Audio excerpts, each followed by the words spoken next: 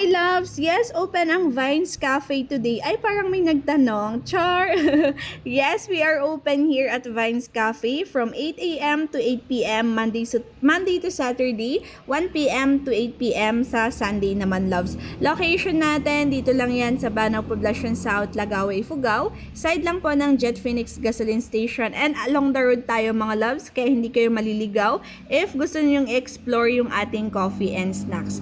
Ayan, gumagawa ako ng orders today. Yung frap natin, matcha and chocolate flavor na frap. Best seller natin, loves, sa frap is matcha or cookies and cream. Ayan, try nyo din yung ibang flavors. Masarap din naman. And ayan, gumagawa pa tayo ng chocolate flavor na frap with nata na sinkers. Yes, pwede po kayo magpa-add ng sinkers nyo mga loves. Meron din tayong nata and then pearl Oreo, kayo na bahala. Try nyo yung ating frap with sinkers naman.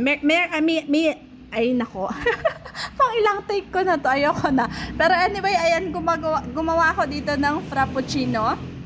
So, sa video na to, ayan, nag-try ako ng gumawa ng frappuccino. Masarap naman siya so far. Pero parang si Love hindi nasasarapan dito. Pero in fairness, inubos niya yung isang ganyan. Di nga lang na videohan. And syempre, hindi lang ako yung mag-try. Pina-try ko din sa mga staffs ko. And so far, masarap naman daw. And ito yung isa.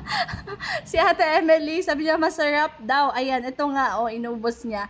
Anyway, yes, explore niya yung ating frappuccino mga loves. And ito, gumagawa tayo ng waffles natin.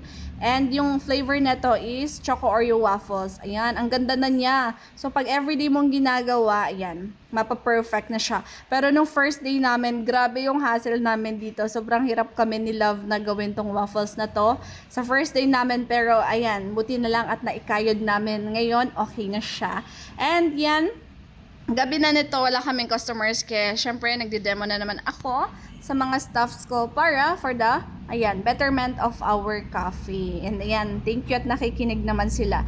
So, yun lang yung share ko today mga loves. Work hard, be kind, and amazing things will happen, loves.